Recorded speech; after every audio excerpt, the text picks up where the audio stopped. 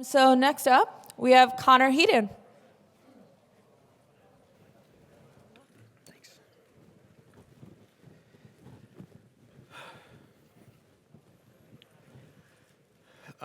All right. Thank you, everybody, for joining me today. My name is Connor Heaton, and on behalf of myself and my advisor at Penn State, I will be presenting our work using machine learning to describe how players impact the game in the MLB. And so, brief overview of what I will discuss today. I'm going to give a very high-level overview of like the general state of sports analytics, particularly baseball as we saw it. No groundbreaking, statements there, but sort of what spurred this project. I'm going to introduce and motivate some recent work in machine learning that we take advantage of in building our approach. I'm going to describe our approach for describing player impact that we call describing player form. And then we're going to look at what these embeddings contain and what we can do with these embeddings. And so to start, me and my advisor were sort of, sports analytics outsiders when we started this project. And so an observation we had, to start, and I think a lot of us have this observation, is that a lot of analytics are pretty dependent upon counting and rate statistics. We'll identify some event that is important, and then players are evaluated based on the occurrence of those important events or, different characteristics maybe. And I think for, the very typical metrics, like batting average and whip maybe, it's pretty clear how you're just counting the occurrence of two events and then dividing one by the other. But this is still also prevalent in more advanced sabermetrics that have, a much stronger following in the community. So, a generic formula for WAR there. The principal inputs are really these counts of how often the player induced these certain events, and then, you do some you work from there and find the weight of different events. But the principal inputs are pretty much these counting of events. And I'm not trying to disparage WAR or anything. We obviously get a lot of use from it and people value it. But I think we could maybe improve on some aspects because there's not really a lot of nuance in how the players induce these different in-game events. So for example, if we say a guy hits a single, he could have hit a ball, he could have had an infield hit and beat the throw to first, or he could have hit a ball to deep left and, not had the speed to make it to second when maybe another batter would make it to second. And so there's not, that sort of nuance, that differentiation is lost when you view the game as just these counts. And then also they're not really, like a lot of analytics are more longer term and projections are, longer term. I think people are looking more towards the short term recently. But, a lot of what we have wasn't necessarily designed for the short term. And so this basically, is our motivation for the project, was could we create nuanced embeddings or descriptions of how players actually impact the game in the short term. And so, as I mentioned to start, we're going to take advantage of some recent work in machine learning to do that. And so the first piece of work is called BERT, which is from the natural language processing or NLP community, and I think the next presenters will talk more about that maybe. But so BERT stands for bidirectional encoder representation from transformers. But the part I want to highlight is the middle two words, which sort of describe the functionality of what BERT does. So it gives you an encoded representation of text.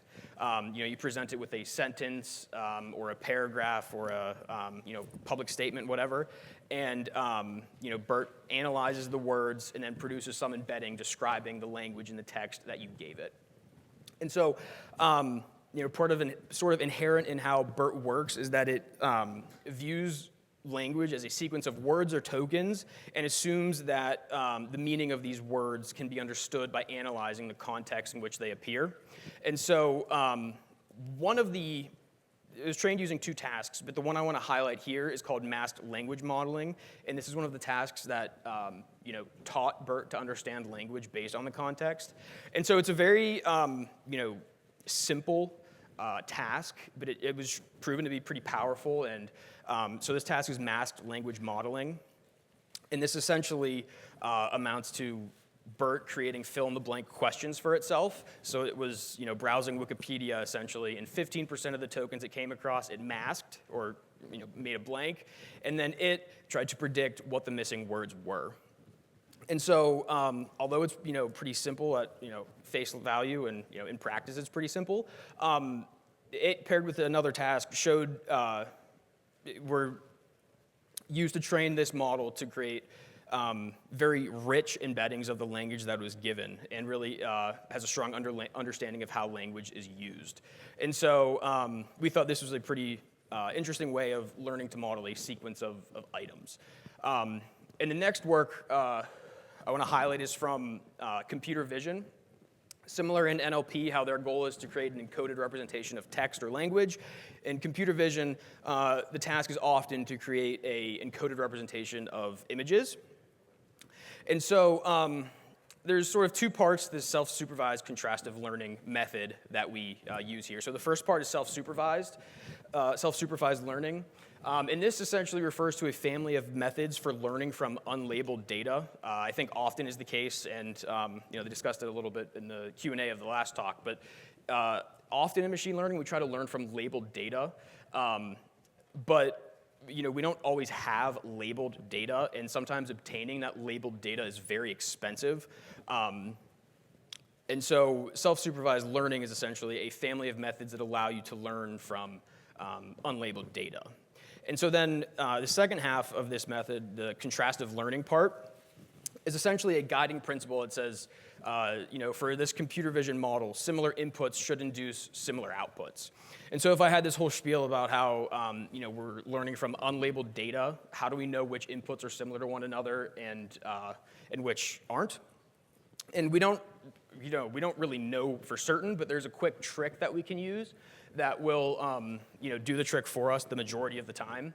And so how that works is if we have an anchor image, what's called an anchor, and it's that cute little puppy there, we can get a similar image that should be described similarly by our model by simply taking a random subcrop of that image. And so then when you give the positive and the anchor to the model should produce a vector, just a set of numbers describing them that are similar to one another. And we don't really care necessarily what that vector is, but that it's similar to positive examples, and or that records originating from the same image are similar to one another. And so in practice, they actually use two positive examples as the input, but here it illustrates that the positive has similar content of the anchor image, and so you pass these to the model and it learns from that. And so we thought that was a pretty elegant way of learning from unlabeled data, and I will tie this back in more clearly to our approach in a minute. And so we use these methods to create a method for learning to describe what we call player form. And so those of you familiar with European soccer, and I think even cricket, may be familiar with the saying that form is temporary, but class is forever. And so, class kind of refers to, the general performance or skill level that we prescribe to our, favorite athlete, for example. But then form means to evoke, the peaks and valleys in their performance over time. And so that's where the language we draw upon for this. And so, as you might have guessed, we're going to use the advances in NLP to model the game as a sequence of events, and then leverage some, advances in computer vision, some methods that they've developed to, formulate a problem that will allow us to learn from this unlabeled data, as there's no ground truth label for, a player's form, for the impact that they have on the game in the short term, at least how we, describe it. And so our model views the game as a sequence of pitches. And so we describe each pitch in terms of what we call a game state delta. And so the game state refers to the ball strike count, base occupancy, out count, and run count. And so then the game state delta then describes the change in any of those components with the thrown pitch. And so that's the principal way we describe, the sequence of events to our model, but we supplement that with data from StatCast describing the thrown pitch and the batted ball, the historical matchup between the pitcher, the batter, and matchups between them. And then we also allow the model to learn a little embedding describing the stadium in which all of this takes place.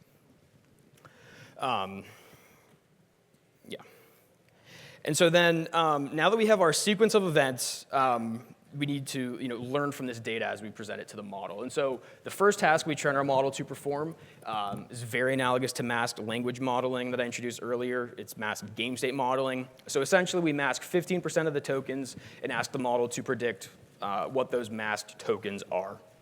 So, quick example over here on the right side is a 7-pitch at bat with a mask at the 5th pitch.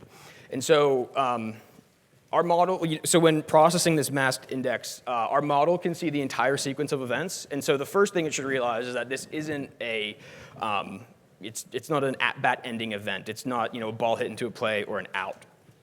And so it's a pitch event. But, so it's either a ball, strike, or a foul tip. But the model should see that it's already, there's already 3 balls in the count, so it can't be a ball, otherwise it'd be an invalid count, or a walk, and that's, we already established that can't be the case. And then it has to be a strike then, because under our problem formulation, you can't have a foul tip unless you already have 2 strikes. And so, so the model should correctly predict a strike, and by performing this task over and over again on the data set that we created, the model learns about the rules of the game as well as the role or the impact of individual events that have on the game. And so we thought this objective was nice in teaching the model to understand the game as a sequence of events without explicitly telling it rules. And so then we pair this with the self-supervised contrastive learning objective, which we leverage from computer vision. And so if you recall from computer vision, the core assumption they had was that 2 subcrops of the same image should be described similarly by their representation learning model. And so we create a similar assumption in that the same player at 2 close points in time likely has a similar impact on the game. Not necessarily the case 100% of the time, but we thought in the long run it was worth a shot. And so how this manifests is that, say we're modeling batters, what we do is we identify a window of activity that batter participated in, abstracted in terms of PA. So the model sees a sequence of pitches, but we abstract them in terms of plate appearances here. And so for batters, we identify a window of activity as 20 plate appearances. And then we derive 2 views of this window of activity. The first view is the first set of 15 plate appearances, and the second view is the second set of 15 plate appearances. So there's some overlap there, and then a little bit different on each end. So from that one window of activity, we get 2 views. And next to each view, we concatenate this special classification token. And during processing, the model will learn to sort of fill this classification token, the embedding, with information describing the corresponding sequence of plate appearances. And so then, once the model processes the sequence, we use the class token as the basis for projecting this form embedding. And then, using this contrastive learning framework, we encourage the model to describe views originating from the same window of activity in a similar manner, and then dissimilar from views originating from other windows of activity. And so we thought this really complemented our other task well, as it taught the model to understand, the emergent meaning in a set of plate appearances, while the other one taught it to understand, the game as a sequence of events. This is, understanding what these events mean.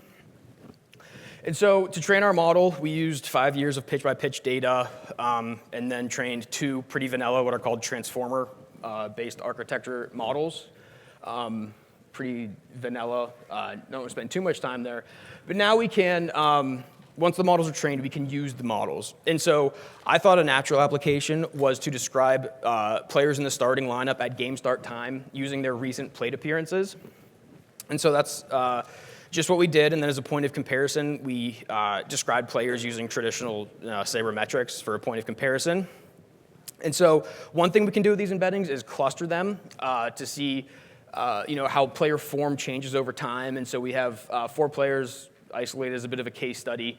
And so with the sabermetric-based clustering on the left, we see that players tend to jump around kind of sporadically, but in our embeddings, it sort of softens that out while still allowing for some fluctuation. And then maybe a bit of an inverse story for pitchers here. But then instead of viewing one player over this period of time, we can aggregate these embeddings by player to get a single representation of how this player impacted the game over that time period. And we see that both embeddings, so the top graph figure up there, it describes all-star appearances, and a non-gray dot is a player with 1 or more all-star appearances.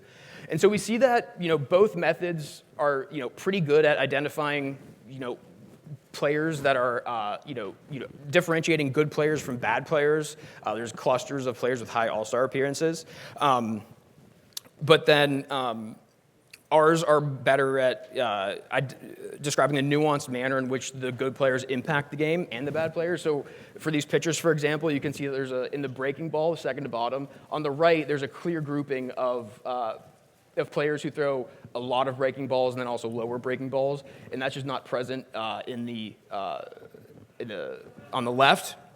And so that's something we can look at, but as we have statistics describing how often a player throws a breaking ball, but as a succinct single embedding describing the player's impact on the game, ours has a little bit more nuance.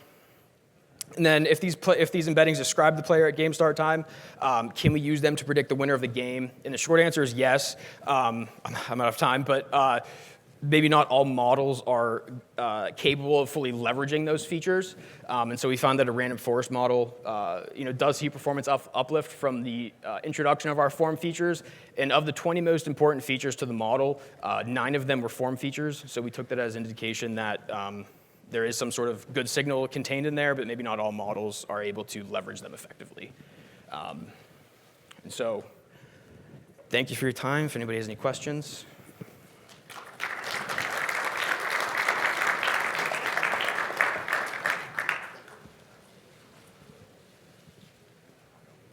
Thanks. Really enjoyed the presentation. I got a lot out of your paper. There was a lot of background on the NLP stuff, which isn't my strong suit. But so forgive me if I'm coming at you from a somewhat naive direction. But so most of what I understand about models like the NLP models that you're applying here is that sequence is super important. Like, so the way we talk, the order of the words are essential, and the proximity of the words. Sure. So if you apply this to like a sequence of outcomes, plate appearances, or in baseball or at any level, sequence will probably dominate the output. So you'll have, say, like if two players are similar in your plots, they'll be primarily driven from. Basically, they had similar streaks, I would guess. Like, he had hit. This other player had, strikeout, strikeout, strikeout. They're going to be very, very different. Hit, strikeout, hit, strikeout, hit, strikeout is going to be very different from hit, strikeout, just like heads, tails sequences, right? Sure. Am I understanding that correctly? Do you think that's what's going on? Sequence definitely plays a huge part, in how these are constructed. But I think the model, it learns to produce embeddings that aren't explicitly focused on the events, but maybe how the player effectuates those events. So, for example, it can pay attention to the pitcher's ability, the pitcher's control, and where he positions balls over plate, and how far batters hit balls, and their general approach to approaching a plate appearance or an at-bat or a game, what have you.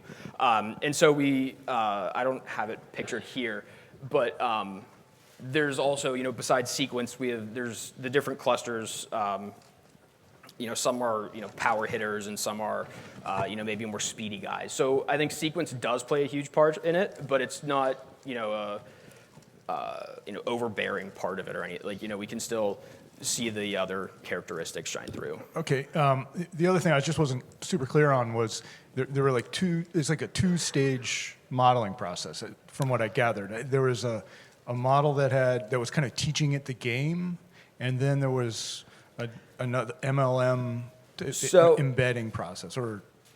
So the model actually performs both tasks at the same time. Okay. So it, we don't have it pictured there, but there would be 15% of the plate appearance pitches would be masked, and it's learning to predict understand the event as a sequence while it's deriving sort of a emergent embedding from that sequence.